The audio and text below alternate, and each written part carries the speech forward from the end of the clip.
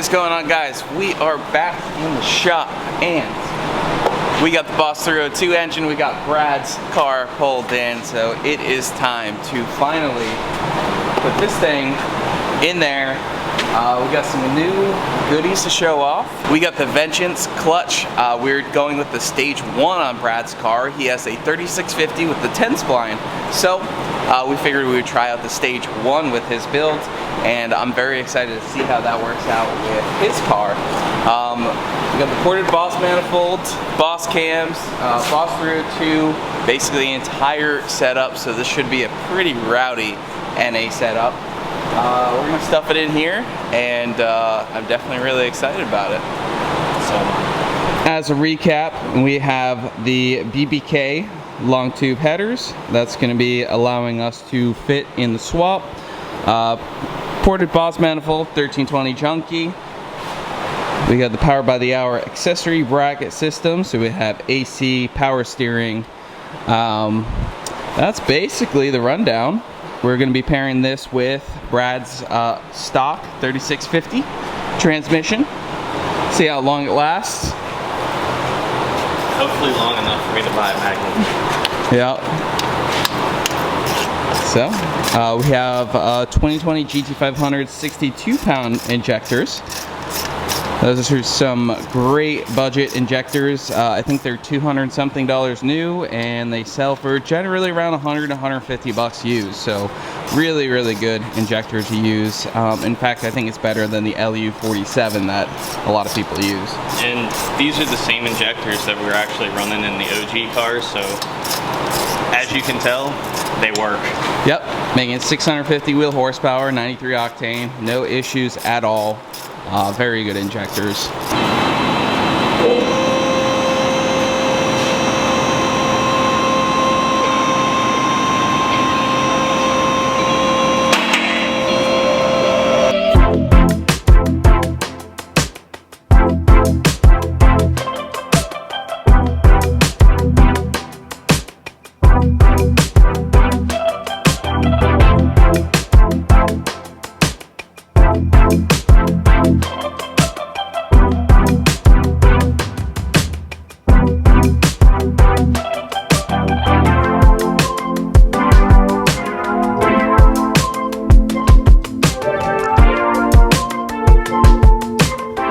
What you got there, Brad? I love stickers.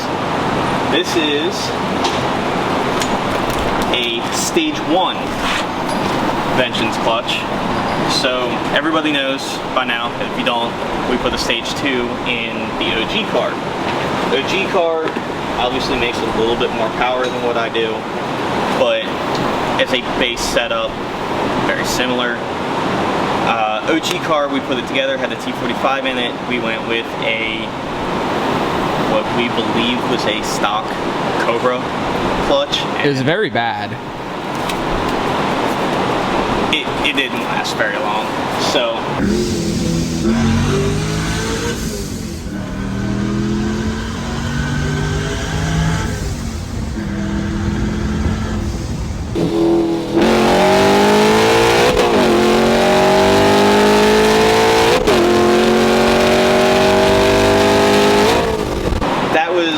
A 10 spline, we took it out.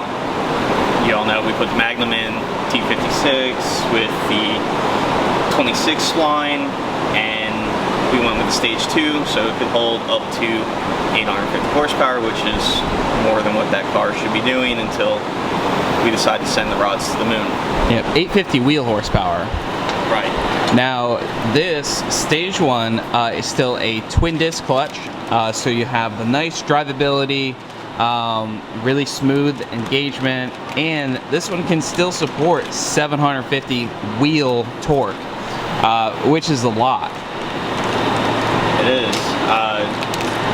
Like Andrew said, it is still a twin disc. Got our ARP flywheel bolts. Yep, comes with ARP flywheel bolts and the pressure plate bolts. Biggest difference between stage 1 and the stage 2 is going to be the disc material. Stage 1 is going to be more of our organic. Stage 2, the discs look very similar, but the pads are ceramic. So So it can hold a little bit more heat, hold a little bit more pressure. Where the car is at right now for me, stage 1 is going to be plenty. It's going to allow me to do some mods here and there, possibly run nitrous, we'll see. And hopefully my trans lives for a while, at least long enough for me to get a Magnum. Once we get the Magnum, I will be sending these discs back out to Vengeance because they can upgrade my disc for me. They'll go through the clutch, make sure the diaphragm's working correctly. If I need to resurface the flywheels, they'll take care of all of that for me. They'll put the stage 2 disc in there and send it back pretty much just the way that we got it today, but it'll be upgraded. Yeah, if you guys want to check these out, I have a link down in the description. We sell them at Freedom Parts Outlet.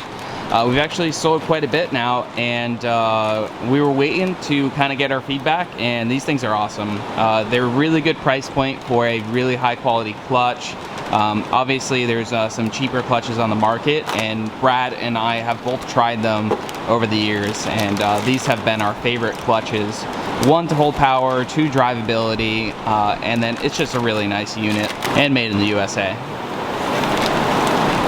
The flywheels are cut in Georgia. Everything is done in-house. They assemble everything in-house.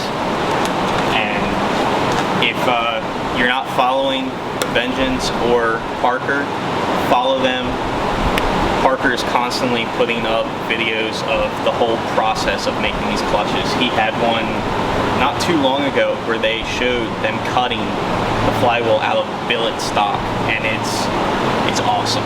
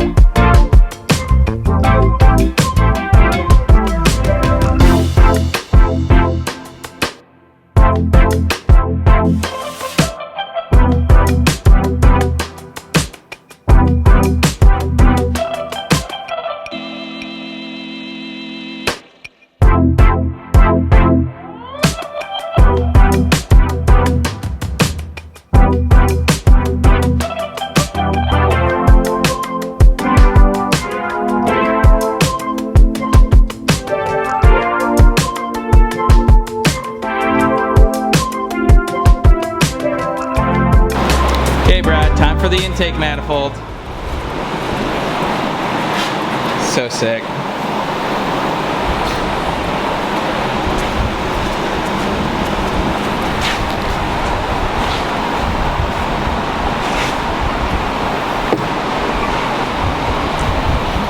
The Boss manifold is like the best manifold looking, besides the Cobra Jet, but I can't afford a Cobra Jet.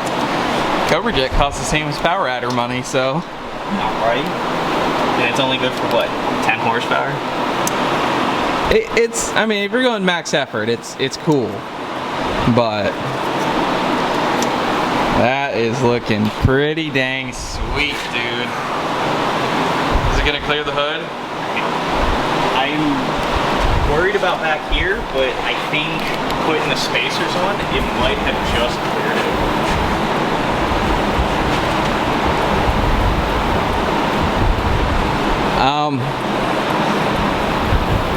Hey Brad, I don't think it clears. I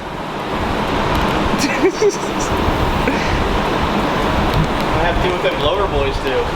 Cut it out. Yeah. I mean, I got stock truck manifolds here if you want to put that on. I think if you just clearance this, that's because they got this kind of big bump out right there. It looks sick though. It does. I'm super stoked that it's in there.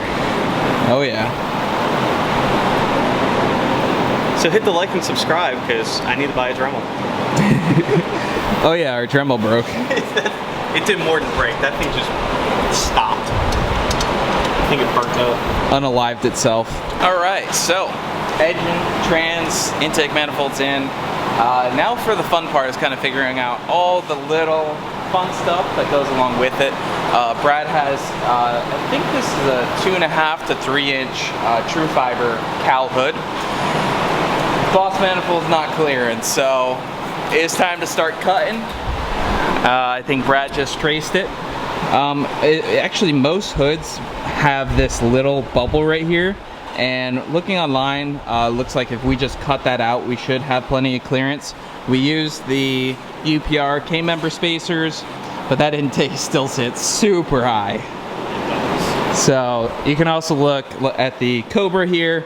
The factory Terminator hood has that little bubble there. The Predator blower, I guess, sits down a bit lower. This car has K-member spacers too, but that does clear there.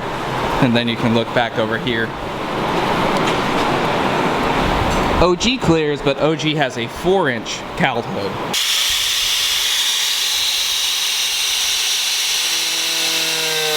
Don't breathe that. It's bad for you.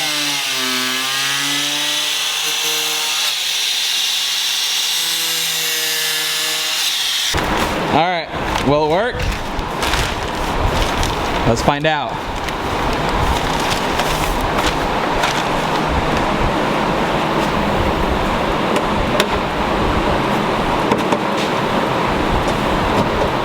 Think it worked? Works. Nice. Stock. Totally stock, dude. It's just a 2-valve. Hey, you got to keep your sticker. I did. I went a little low. So for anyone wondering, the coolant hoses are actually pretty easy to figure out. There's nothing really complicated about it. We use a factory 11 to 14 Mustang upper radiator hose. Cut it down and it will go right to your stock 4.6 radiator. We have a Mishimoto in this car in our case, but yeah, basically just trim it down a little bit, and that'll take care of any of the kinking issues that it'll have at stock length.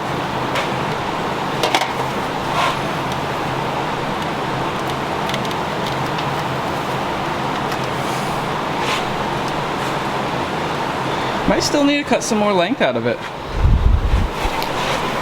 We could look at OG too, but I think OG, like it just comes like right there. Something like that. Yeah, because that's still like a little bit too much length.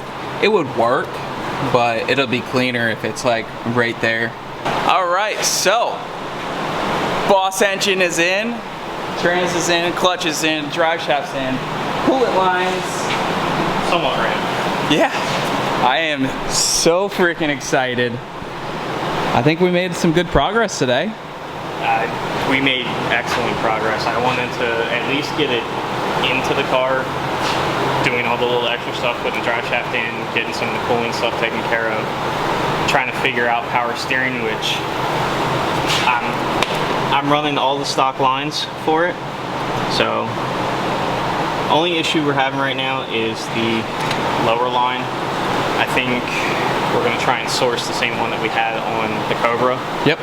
Get that on there, and once that's on there, I can kind of figure out how to make a bracket for the power steering. I got to modify the ECM bracket, run my ECM wiring, put my pedal in, fluids all over the place. Got to fleet the brakes. That's a big one. Fuel system. Do the fuel system. So we actually got a twin 465 pump setup, air motor regulator. Yeah,